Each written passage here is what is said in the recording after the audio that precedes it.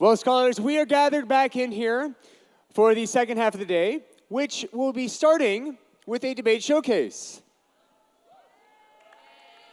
Scholars, whose regional round had a debate showcase? Okay, this is probably a good thing. Scholars, who was in the debate showcase at the regional round? Who was not in the debate showcase? Who wants to be in today's debate showcase? Who wants their teammate to be in the debate showcase? Point at the friend you want to be in today's debate showcase. Wait, though, will any of you actually run the other way, like out the door if your name is up here? That doesn't bode well. Okay, who would just pretend not to be here if we called their name? That is all of them. Okay, no more showcase. It's canceled. All right, let's move it on. Let's pack it up, guys. At least we'll finish on time. All right, so scholars, as you know from your regional rounds, the debate showcase is another debate that we'll be having in the community. And it's kind of similar to yesterday's debates in that you'll have two teams arguing against each other based on a motion that they find out and have 15 minutes to prepare for. However, what makes it different are that the teams that will be participating are not teams that know each other yet. These teams don't know of their own existence because we have not announced them yet. These teams are made up of two teams of nominated speakers. Speakers that your judges yesterday isolated as great fits for today's showcase. And scholars, this will be similar to what you had at your regional rounds. But what makes it even more special at the global rounds is that these scholars will not be only from different schools, but from different cities, from many different places around the world. So it will be a gathering of bright minds and great speakers who come from all over, and they will be displaying some debating skills for all of us to take in the debate showcase. It is truly a global showcase at a global round. And you may be thinking that among the over 800 scholars here in the junior division at the Manila Global Round, how can there possibly only be 8 great speakers? And the truth is, there weren't. Your judges yesterday nominated a huge number of people. There were lots of scholars who scored very well in the debates and would be perfect fits for a showcase. But unfortunately, that table is only so large, and if we tried to fit more people on it, it would collapse. So, additionally nominated scholars will form a panel of judges for today's showcase who will watch the showcase, who will discuss the showcase, and then at the end deliver their verdict on the result of the showcase. Who wants to be in the panel? Who wants to be in the panel because they don't want to speak in the showcase, but they still want to be a part of the showcase? Who wants to be in the panel because you want to judge other people? Who considers themselves to be very judgmental? Who wants to be in the panel because you get to sit in VIP front row seats? It's funny, none of them actually came to sit in the VIP front row seats, except for the 2 groups that I had to evict, I'm sorry. But scholars, not only will the 8 speakers on the stage and the 9 scholars who are making up the panel be the ones involved in this debate showcase. That is because the debate showcase is also a community event. And after we have heard from each of the 8 speakers on stage, we will be looking to you as our audience and our community for your additional thoughts and ideas about today's debate. So we do encourage all of you to think about how you might contribute to this discussion if you had the opportunity. Many of you will have that opportunity, and we would enjoy hearing from many of you. So do discuss as the teams plan. Think about how you might contribute as well. And remember, after the debate, we want to hear what you want to add to the discussion, not take away or talk about what's already been said on stage. We want to get as many diverse opinions as we can about the motion that we are about to unveil. Right. Yesterday at the end of your debates, that was the time for feedback. This community forum is not a time for feedback, so please don't give feedback to the people on stage, whether it is positive or negative. Instead, please just focus on the ideas. Tell us what you would have said if you had been on stage. And to that end, scholars, it's always important to remember the spirit of all events here at the World Scholars Cup, to be kind and courteous and constructive, to remember that everyone up here, well, they're not used to doing this sort of thing, and you can put yourself in their shoes, perhaps, and say things that you would like to hear if you were up here. And scholars, to that end, let us begin by showing our support as we welcome up the members of the Debate Showcase team, starting with our affirmative team. All right. The first speaker on our affirmative team comes to us today from the British International School, Hanoi. Give it up for Ngoc Bao Linh Do.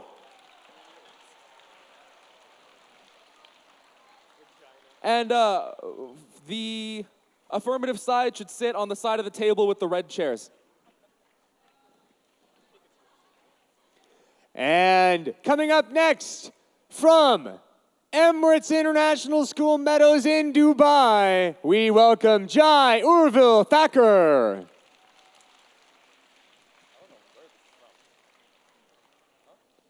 They are joined by a representative from the Maria Regina School. Please give it up for Amabel Kezia Prasetio. And finally, representing the QSI International School of Shenzhen, it is Jennifer Wang.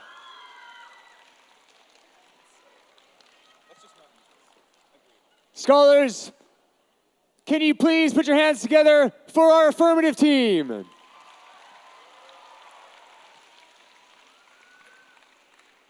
And scholars, in life, as in debates, while there is an affirmative, so too is there a negative. Our negative team is made up of 4 additional speakers because we value symmetry. Our first negative team member comes to us from Greenwood High International School in Bangalore. We welcome Eshwari Vinay Gundi.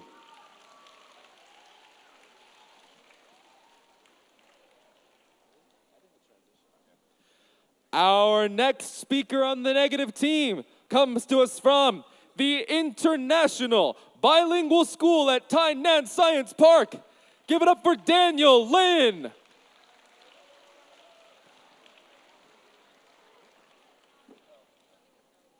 Next up, we welcome a scholar from here in the Philippines. From the Singapore School, Cebu. Give it up for Tristan Kaito Livingston.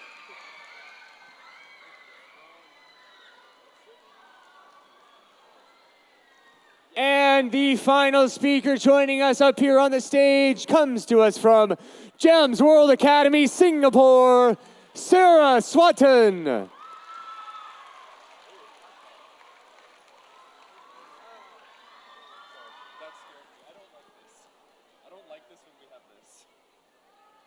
Scholars, put your hands together for our negative team. As they make their way up here.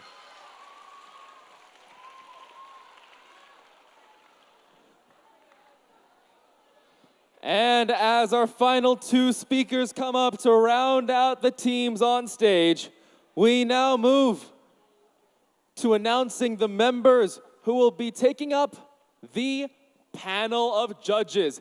If you see your name here, please head down to the front of the stage. We have cleared out the VIP row in the very front for you, so you have great clarity in vision in seeing these students speak.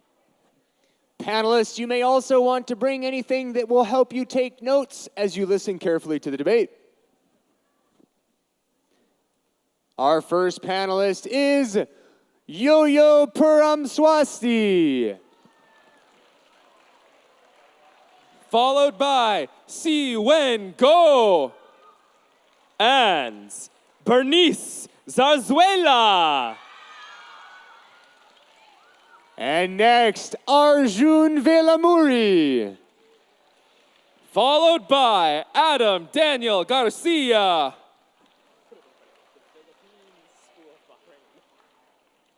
And next up, Mbayo Matias Nicolas. And Janine Hu. Your penultimate panelist is Kwashfia Binte Masood. And your ultimate panelist is Ong Kong Myat.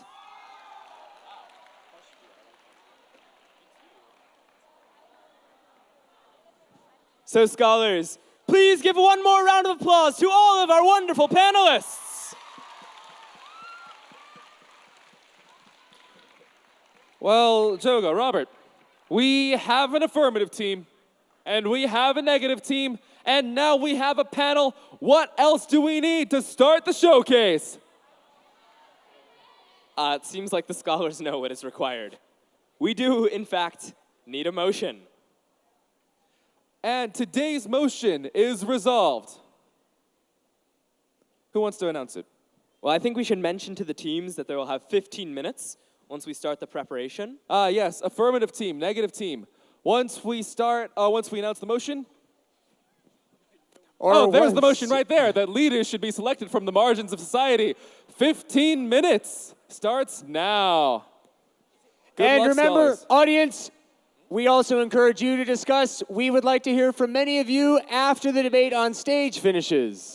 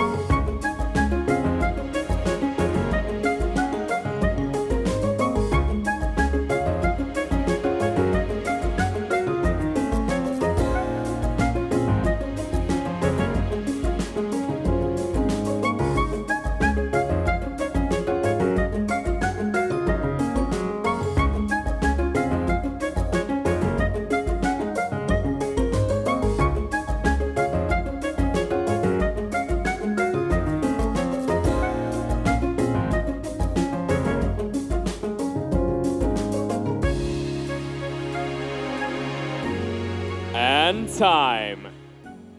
Scholars, give it up for all of our amazing debate showcase participants. And would the first affirmative speaker please rise, head to the front, introduce themselves, and begin whenever they're ready. Scholars, give her a very warm welcome.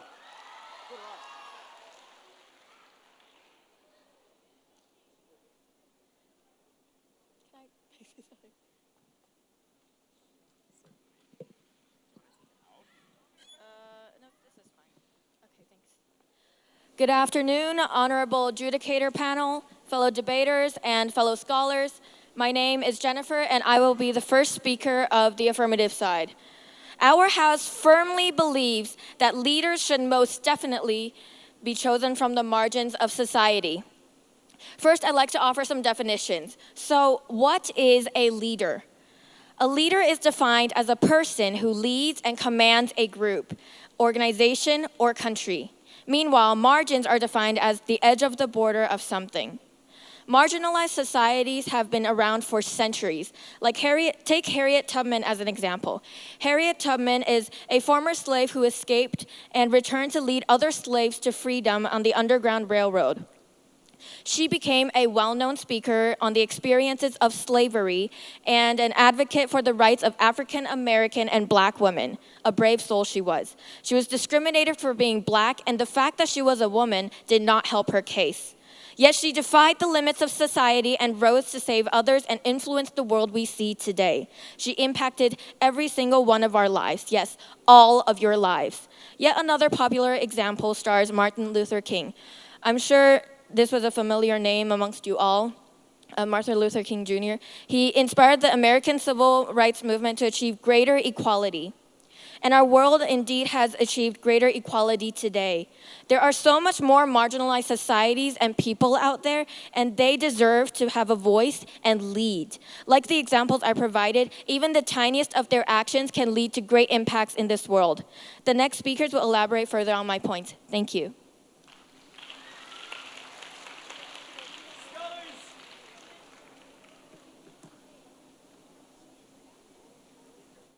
Scholars, give it up one more time for that amazing speech.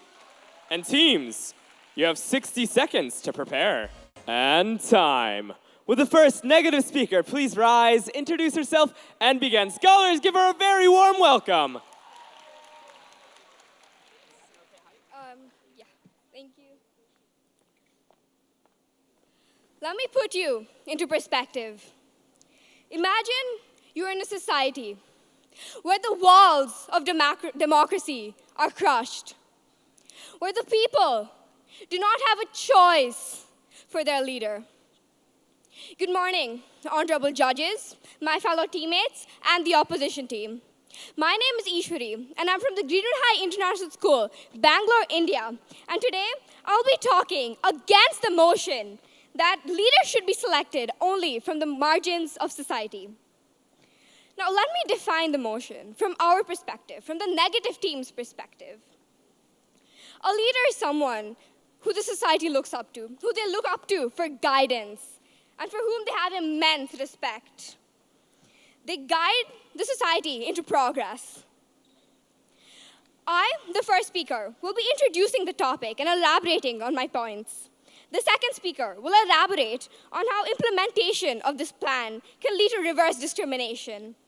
The third speaker will be talking about how equal chances will lead to further marginalization and also focus on rebuttals. The final speaker will focus on rebuttals and comparatives. If people from the marginalized societies are put under mandate to take up leadership positions, then it will create so many more problems that we already face today. They will receive horrendous amounts of backlash because society believes that people from the margins of society are uneducated, that they should not be taking up positions of such high status. They have a negative aura surrounding them. This will lead to backlash, which will further lead into lesser socioeconomic progress. People will perceive these leaders as outcasts, and people will believe they are not fit to lead the country or the organization. And again, this might lead to lesser progress. My teammates will focus on the rebuttals. Thank you. Thank you so much for that speech. Teams, you have 60 seconds to prepare. And time. With the second affirmative speaker, please rise, head to the front, introduce himself, and begin whenever you're ready. Scholars, give him a big round of applause.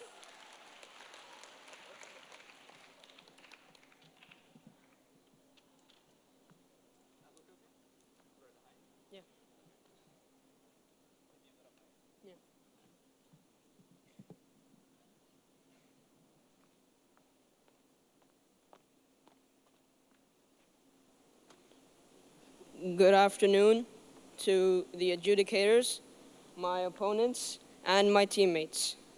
We're here discussing the motion that leaders should be selected from the margins of society. My team strongly agrees with this motion. Marginalized people will be valued and accepted into regular society. A marginalized person is a person who has been left out due to the color of their skin, or which family they were born into, or where they live, or even how much money they have.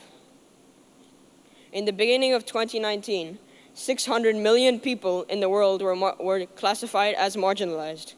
The number will keep increasing every year if nothing is done about it.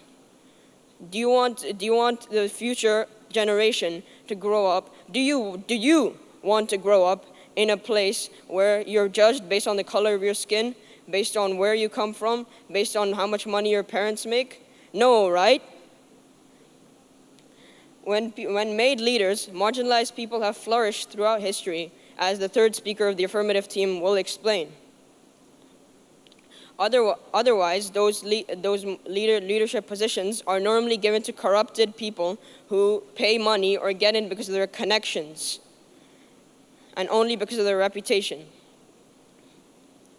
370 million indigenous people still live in the world and make up approximately 5% of the world's population. And even though 5% might seem like a small number, 15% of that 5% live in extreme poverty, and poverty that is unimaginable. They cannot afford houses, they can't afford proper clothes, they can't afford proper food. Half of them die from starvation and other causes every year.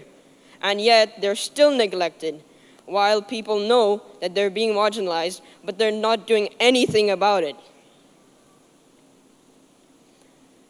The 85% that I have not talked about are slightly less poor, but are still suffering. I just wanted to bring this to light, that if we don't do something about this, they will continue to be neglected and neglected and neglected. They have been denied into society because of their primitive ways of life. Once upon a time, everybody in society was primitive, but we evolved. That way, we can give them a chance to evolve. For example, when the scramble for Africa began, many Africans were forced to evolve from the original tribes that they were. They were hunter-gatherer tribes that had to evolve because of the European rule coming from other countries. And the Europeans fought the Africans knowing they had no resources, but it did nothing to help them except try to take their resources away and just gain land. This is putting the marginalized people into even worse conditions. So, society hasn't been helping marginalized people, but we should. The civil rights movement was another dark time in the history of the United States when people of color were forced to live in the shadows and do things separate from white people, and were forced into worse living standards simply because of the color of your skin, something which is decided by biology. You can't even decide what you want to be. And yet, somehow, people who are not marginalized think that it's okay to judge someone based on the color of their skin. Now I would like to rebut to the points of the speaker one of the negative team. Many marginalized people actually want education. Who doesn't want to learn? Who doesn't want to find out how they can help the society? If marginalized people were given the chance, I could bet they would probably learn better than me. We know why? Because they would value that education. Not that I don't, but they would think of it as a once-in-a-lifetime opportunity to try and do the best they can in the best possible way to support their families. If they are put into education, they will then flourish in society. Thank you. Thank you so much for that speech. Scholars, give it up one more time. Teams, you have 60 seconds. And time. Will the next negative speaker please rise, head to the front, introduce themselves, and begin. Scholars, give her a very warm welcome. Is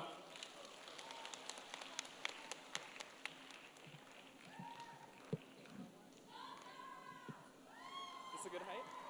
Yes, this is good.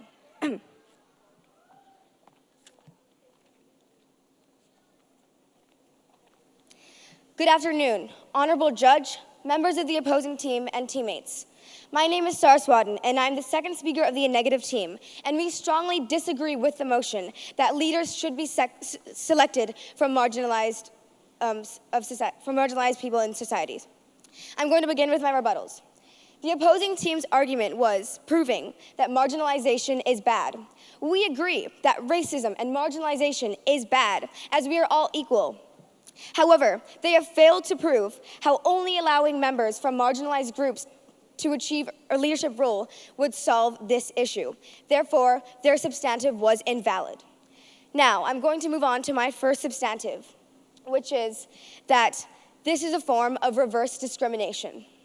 There must be equal chances for both marginalized and non-marginalized groups to earn a leadership position in our society. If only members from marginalized groups were given the chance to earn a leadership position, how is this fair? If we denied non-marginalized groups the chance to achieve a role as a leader, is this not putting non-marginalized groups in the margins? We believe that both groups equally deserve the chance to earn this position. Now I'm going to move on to my second substantive. Additionally, individuals from marginalized groups are beginning to appear more and more in leadership roles. For example, Barack Obama was the first African American and was elected president in America, and he was elected twice. Therefore, this will begin to increase as time goes by. However, there are also alternative options to limiting marginalization, such as prioritizing education. Our justification for this is that people in marginalized groups are not being marginalized, majority are not being marginalized directly. However, they have been given a lower startup chance. And if we provide education for this, then this will give them equal chances. Therefore, due to these reasons, we believe that you should side with the negative team. Thank you. Thank you so much. Teams, you have 60 seconds. With the third affirmative speaker, please rise, head to the front, and introduce themselves, and when they're ready, begin. Scholars, give her a very warm welcome.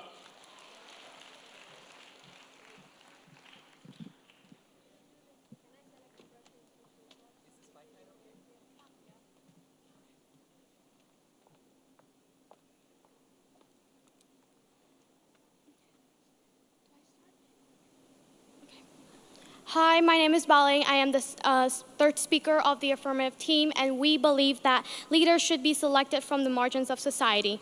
First, we will start with the rebuttals. The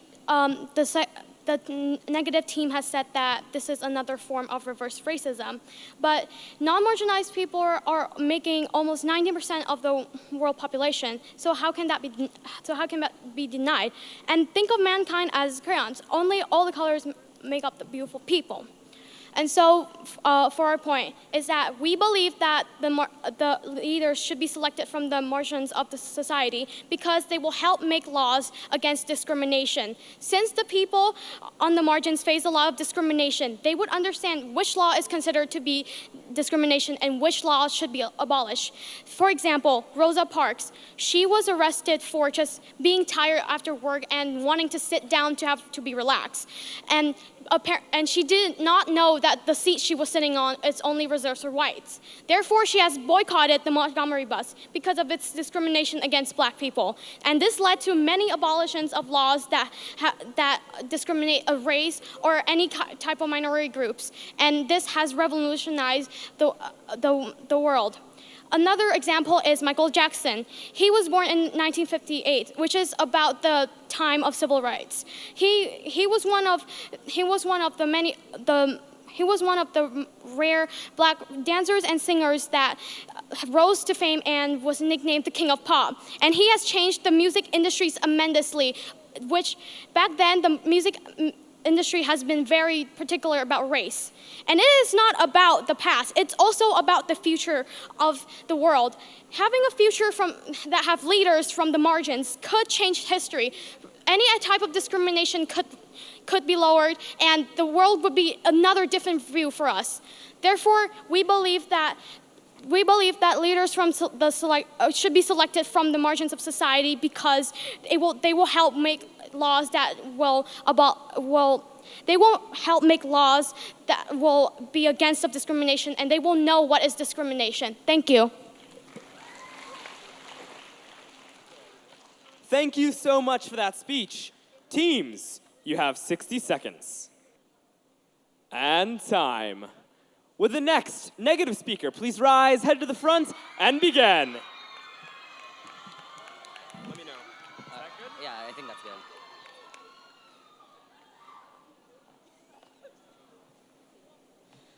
Good afternoon, honorable judges and fellow scholars. I'm Tristan Kaito Livingston, and I'm the third speaker of the negative side of the motion. Before I'd like to give my point, I'd like to first start with my rebuttals. The first speaker has mentioned about marginalized people does not have a voice. But this is why we have democracy. A great example that was given by my second speaker was Barack Obama. Barack Obama was an example of a black person being elected in America where black people were marginalized. Barack Obama was not only elected once, but twice. This shows marginalization being lessened and lessened over time. Therefore, that point is invalid. And another point that mentioned by the third speaker is that marginalized people does not have a chance to become as a leader because they are not known or they are not that acknowledged. But again, an example is Barack Obama. He was born in a middle-class family but grew to ranks. He fought and he was into politics for quite a long time, but he's the reason why black people are not marginalized that much in America. So therefore, the people that are being marginalized today should not be, if we marginalize people today, and therefore we agree that it's wrong, but having people elected that are marginalized make people that are marginalize themselves, because people are wanting to elect people that are marginalized themselves. Then how about the people that are non-marginalized? Them themselves will become marginalized because of this reason. And because of that, my fourth speaker will elaborate more and also sum up my team case. Thank you. Thank you so much for that speech. Scholars, another big round of applause. Teams, you have 60 seconds. And time. Would the fourth and final affirmative speaker please rise, head to the front, introduce herself, and begin. Scholars, give it up for all of our affirmative speakers thus far. I think so. Your notes. Oh.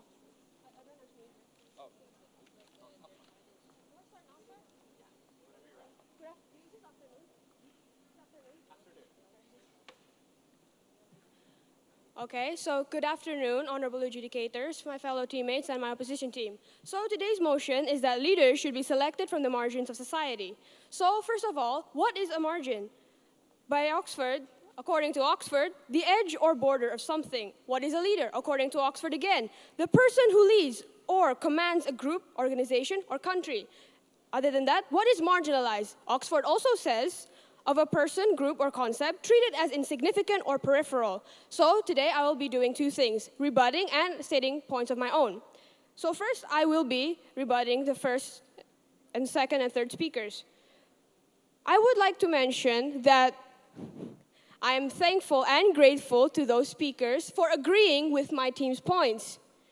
First of all, why people who are not marginalized, why people being marginalized are not included? First of all, that is why we're using this motion, to learn further about the marginalized society and accept them. Second of all, marginalized people are educated in their own way or ways. They learn what has been taught from the ancient times until today. And for the second speaker, you mentioned reverse racism and limit with the marginalized people included in society, it will limit us. We strongly disagree with that. First of all, there's always space for them. They're always included, just in a smaller part.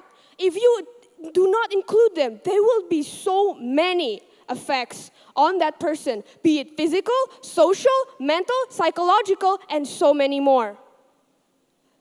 Psychological effects, as it is proved by neuroscience and many other places. But from socialpsychonline.com, feeling excluded hurts. Emerging evidence in neuroscience has suggested that the physical feeling of pain from, say, stubbing your toe and the social or emotional feeling of pain from ostracism overlap in terms of how your brain processes it. That is to say, the same area of the brain that we know to be involved in processing physically painful feelings, the dorsal anterior cingulate cortex, is also relatively active when people have just been excluded. Further evidence has shown that taking acetaminophen, the active ingredient in Tylenol, a common pain reliever, was capable of reducing feelings of social rejection over a 3-week period compared to placebo. Once again, as far as your brain's chemistry is concerned, feeling ostracized seems a lot like experiencing real physical pain. Lots of research has established that even a brief experience of being rejected by a total stranger can make people feel sad and angry. Even more than these negative emotions, though, feeling left out can mess with some fundamental psychological needs. For one, people feel a reduced sense of general belongingness after experiencing rejection. This is a big deal because psychologists argue that achieving a sense of social belonging is a fundamental psychological need. And now for the third speaker. Society will become filled with marginalized. They cannot be denied for too long. As time goes on, the population of both marginalized and non-marginalized will always be accepted. So, no matter what, to select a leader from a marginalized society will benefit us in very many ways, no matter what the cost is. And therefore to say, I will conclude that this House believes and that this House strongly agrees with the motion that leaders should be selected from a marginalized society. Thank you. Thank you so much for that amazing speech. Scholars, give it up one more time.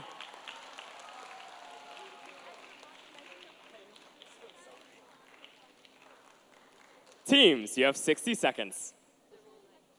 And time. Scholars, please give a huge welcome to our final speaker in today's debate showcase. He was taller than even I anticipated. Okay. If you want to grab the mic, you totally can. Okay.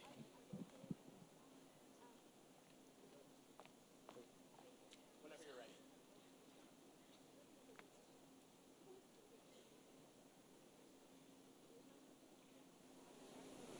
When we look at what our history was like, when we look at what is actually going on and what the status quo is like today, when we see the arise of people in these independent politicians like Alexandria Ocasio-Cortez, the New York representative in the Congress, or when we see prominent figures like Andrew Yang or the son of Taiwanese immigrants or Barack Obama and even Hillary Clinton, we see that this marginalization is actually getting better under the status quo today. My name is Daniel Lin and I'm from IBST from Taiwan. Now today I believe that the entire government, the entire proposition side here today has really misunderstood what we have brought up as the negative side, right? We have brought up several issues with what their plan is today, as they don't bring up many things such as how they are going to uphold their burden of proving that this is actually going to be better this is actually going to provide better representation for everyone. Also, there is really no model coming from the proposition side about how this is going to be how we're going to find the proper fitting people for these positions, right? There's also no proof that there are other ways that they can achieve this as well. So as the final speaker of this debate, I'm going to be bringing up the principal clashes of why we as the negative side of this debate are going to win, right? When we talk about how we're going to combat inequality, we don't say that these people are we say that these people are already getting they are already given these so these people. The reason that these people are not being in these prominent political positions is because of basic things, such as the lack of education from the start, right? When we see that these people aren't given enough of these primary and secondary education, we see that these people are not given the chances to promote themselves further and push themselves beyond into these political positions, right? However, when they say that they're going to select random marginalized people and put them into these leadership positions, they're not guaranteeing anything. However, they're actually going to make these worse, and they're also going to make these people who already tried their best and their very hardest to get into these positions already a lot worse. So when they say that they're combating inequality, they're only devaluing what these people already achieved, right? So now everybody will start to think that all these people are going into these positions through quotas and things like that. So these people this is only the reason of random selection, and this isn't their own hard work. So this is going to negatively impact our progress in towards equality, right? And the other exact fundamental clash is how we actually uphold the fundamental democracy of our countries, right? When we're marginalizing the majority and denying their ability to elect their own people, to elect their own leaders, this is fundamentally taking away a huge portion of the rights of a vast majority of the population. And we don't think that that is good for equality, right? As our previous speakers have pointed out, how this is actually a form of reverse discrimination. How we're actually taking away the rights of everybody else just to help these marginalized people, right? We think that having other forms of plans that are being implemented in the status quo, like things such as startup funds or startup funds for new politicians, or having these increase in basic education, we are better and more likely to have a better representation for everybody, right? So what we say is that under the government side, they don't really bring up anything. We both want to achieve equality, but when the marginalized people are not getting the amount of education they want, and when they're not given the basic chances, just by throwing them into these positions is not good enough. That is why we, under the negative side of this debate, we are for equality, the progress of society. So that's why vote Team Negative. Thank you. Scholars, give a big round of applause to the fourth negative speaker. And once more for all of our amazing debaters here today. And now, it is time for us to begin the latter half of the debate showcase, starting with a very important group of people who needs to make a very important decision. Would our panelists please rise and follow Mr. Taryn Croft, aka the AV guy, out of the room.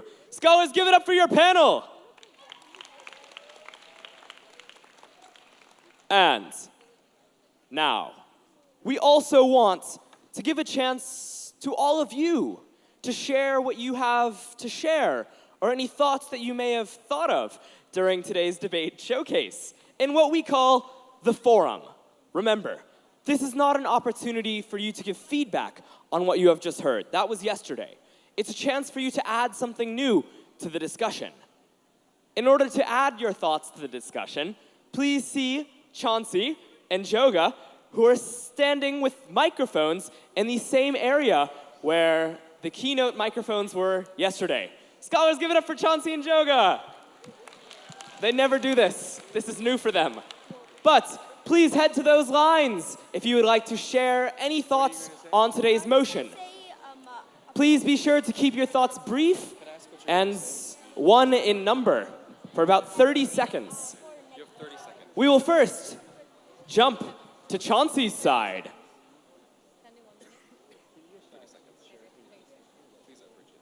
Please introduce yourself. I'm Jamie Catherine Ferrer from Edna School. So for the motion, it states that the leaders should be selected from the margins of society. So I have two questions. On first, why should leaders be selected from the margins of society? And what is the essence for them to experience being marginalized in a society?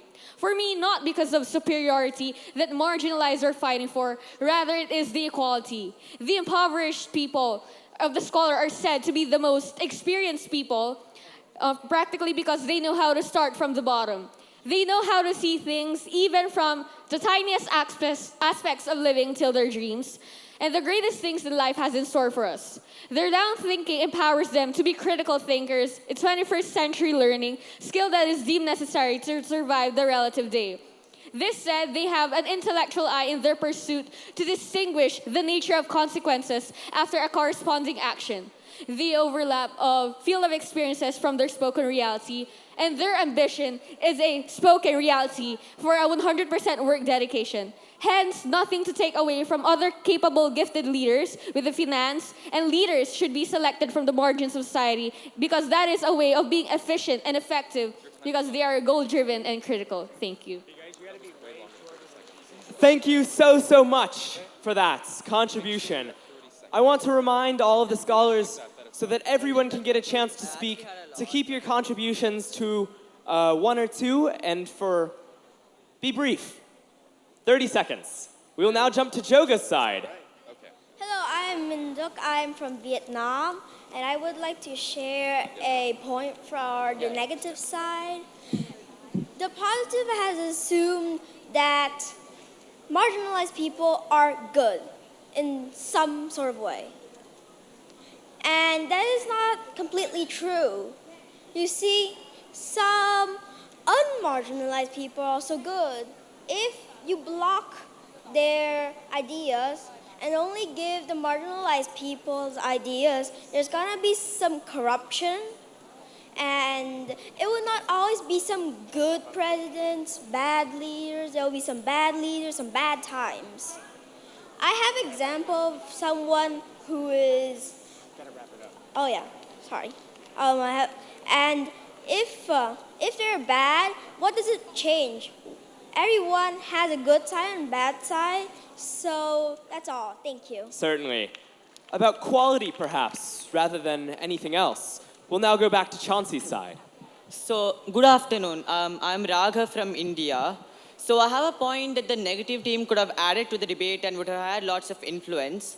So, what they missed out is that marginalized people have never been actually part of society. So, then they do not have the chance to understand the feelings of the society. To make a change for something or to something, you need to understand their feelings. You need to know their true problems, and then only can a change be made. But then marginalized people have never been part of society. So, them being leaders, they can never actually make a change to society. Thank you. Thank you so much for that. We'll now go back to Joga's side. I'm Shreya and I'm from India. I'd like to add one point to the negative side. They could talk. A leader is someone who leads the country into success. And when a leader is not based upon whether they are marginalized, non-marginalized, they're based upon whether they can lead a country into success and whether they can take good decisions for the country. And therefore, a leader should be elected based on whether they are good qualified, not whether based on they're from a marginalized society or from a non-marginalized society. Thank you. Thank you so much.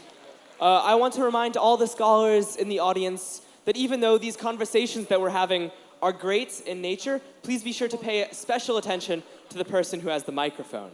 We'll now jump back to the other side.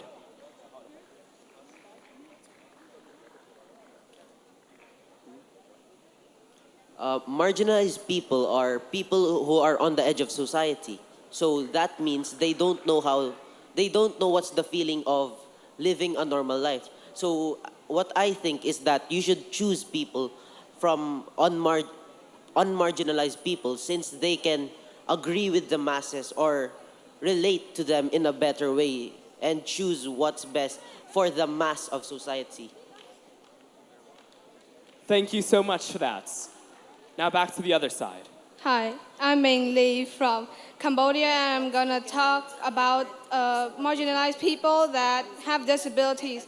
For example, one guy, he won America's Got Talent 2015. He has a stutter in his voice, and he somehow used his disability to turn to an advantage. And that's probably how he won America's Got Talent 2015. And he should tell people with other disabilities, he should make a group and lead them to tell those people with disabilities that they can turn their disabilities into advantages. Thank you. Thank you so much.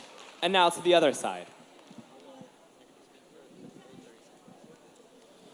Hello, I just want to ask a question. So the whole purpose of this was to see if this would help marginalized people become unmarginalized, you could say. So if someone who was marginalized became a leader, what is the guarantee that they would actually help? How can you say that they would help marginalized people and not just use their power for bad? That's all I'd like to say. Thank you. And now back to the other side.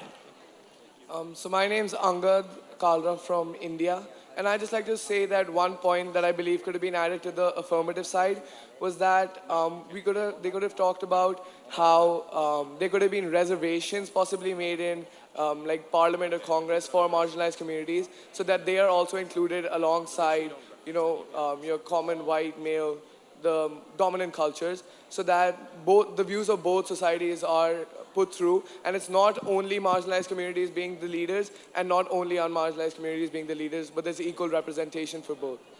Thank you. Certainly. And thank you so much for that contribution. Now back to the other side. Good morning. Would just like to add a concept called affirmative action to this debate, where you could have used to even up the chances from considering the past and the present, where leaders were usually from the unmarginalized society. Thank you. Interesting thought. How do the politics of debate today shape up in this debate? Heading back to the other side. Just before I start, I just want to say this is an opinion. So if I get this wrong, please don't kill me. I'm looking at you, Faan.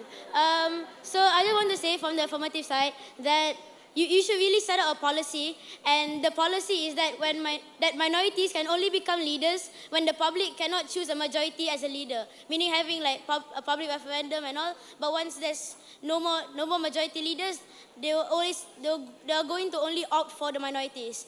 And if we don't, the country will be leaderless. And this would also give a chance for the minorities to give a voice. But even if you say you're going to give a voice or a chance to the minorities, you are taking away the rights and chances of future possible good majority leaders out there. So yeah. Certainly. And scholars, I just want to extend a quick reminder. Because we want to make sure you guys wrap up today on time, we won't be able to accept everyone to adding their voice to the discussion. So we can do 3 more contributions from each side. Back to Chauncey's side. I wanted to ask all of you guys, why you didn't mention how it's going to affect the people that are going to be left that were also marginalized. Now back to Joga.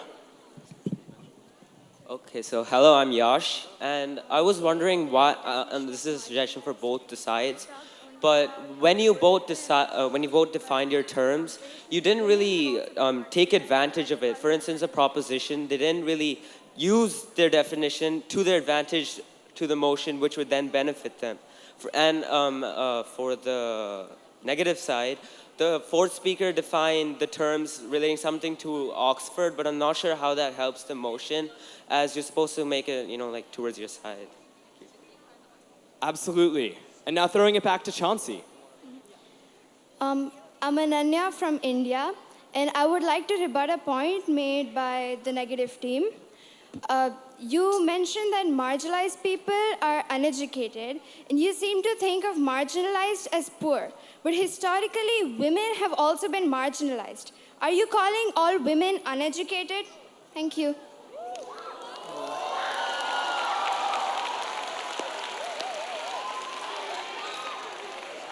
So a definition debate, sort of, that's just come up. Certainly an interesting perspective and one that we must consider. Back to the other side. Hello, I'm Anand. I'm from India, and I actually have 2 points to provide to the affirmative team. My first point being, and this is the point you could have based your entire debate around, you could have talked about how appointing a marginalized leader would be better because marginalized leaders understand the condition of marginalized society. Like appointing someone from dominant groups wouldn't be that wise because they wouldn't understand how a marginalized society truly feels. Like when Barack Obama got appointed, gay people had more rights. My second point is about how everyone deserves equal chances. Like you can explain this point about equal chances with the simplest of examples. Suppose a mother buys a lot of ice cream, and there are 2 kids. The first kid keeps eating the ice cream again and again. The second kid doesn't get a chance. So then the mother sees this and obviously starts giving the ice cream to the second kid. In this case, the ice cream would be leadership, the first kid would be dominant cultures, and the second kid would be marginalized society. Thank you. And now the final contribution from Chauncey's side, and then one more from Joga's. Hey, good afternoon, ladies and gentlemen. I am Julian Josh Bigornia from Edna School of San Carlos, Philippines. I would like to give points for the affirmative wherein right as they defined those who are marginalized, there are those who lacked education. Since they're marginalized, people are leaving them out and then not giving them education. However, being marginalized does not mean that they lack the knowledge and ability to make a change, but rather lack enough recognition in order to be heard, in order for their ideas to be mixed and exposed to our world of opinions and stands. So if slowly we begin to make these marginalized people unmarginalized by giving them the, for example, due education, due knowledge about how these things around our world works, then little by little we can make more people unmarginalized and therefore make the world equal. Next for the, okay, can I speak for the negative? Okay, no. Okay, that's all. Thank you so much. And now for our final contribution. Being marginalized is synonymous with being a minority. And shouldn't a leader actually represent the geopolitical conditions of the country rather than just representing a group of people? The leader should actually represent the face of the country. And if the parliament is just filled with marginalized people, won't they actually try to take revenge from the dominant culture? Thanks. Thank you so much. And we wanted to also extend a thank you to all of the people who contributed to this discussion and to all of those who wanted, but there simply wasn't enough time. We also want to remind all of you that discourse about issues like this, the community discussions where we don't feel unable to hold an opinion or make a stand or choose a side, are ultimately what bring societies forward, and that discussions like these are important to have. With that said, it is my great honor to welcome back to the stage the panel of judges. Scholars, give them a warm welcome.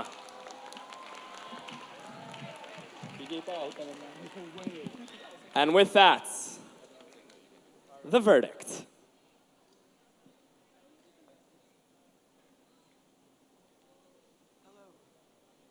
Who gets the mic first?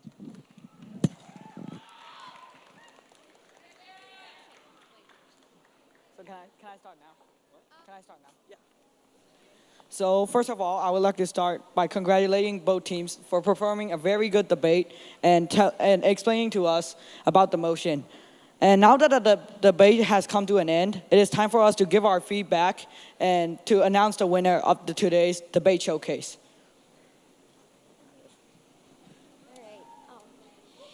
For the affirmative team, I would like to congratulate them for going into this debate, and they show their teamwork as a group with strong evidence in hand gestures, body language, and clearness in both points and voice and clarity. Enthusiasm was very obvious in all speakers, and the points, although not that clear, were understandable in terms of content. The flow was very smooth, especially for this fourth speaker. I would like to hand off to the mic for the ones who's giving the feedback for the negative team. So about the negative team, personally we loved their great rebuttals which they had brought out there, and their speeches were extremely bold, and they had extremely powerful arguments. A lot of confidence when they came out here, and the performance was consistent with every single speaker. Their arguments were very creative, and their content, which they spoke, proved that they had evaluated the motion very well. But one constructive feedback which I would like to give is the only example which they had shared out here was about Barack Obama, and that there could have been more examples. And during preparation time, there was a lot of leadership qualities by the fourth speaker, and that was extremely good to see the collaboration out there. So pretty much that's all about the negative team.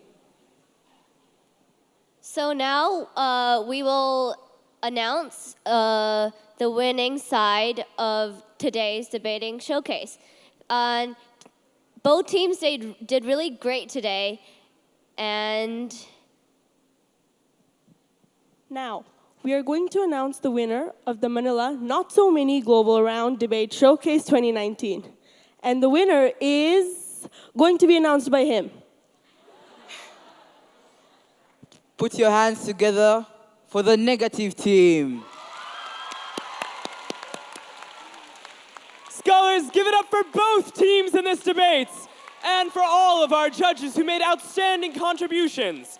Teams, cross the barrier, shake hands, get to know each other, and also the adjudicators. With that, scholars, Give us a few moments, and then we can get started with what's up next. The Scholars Show.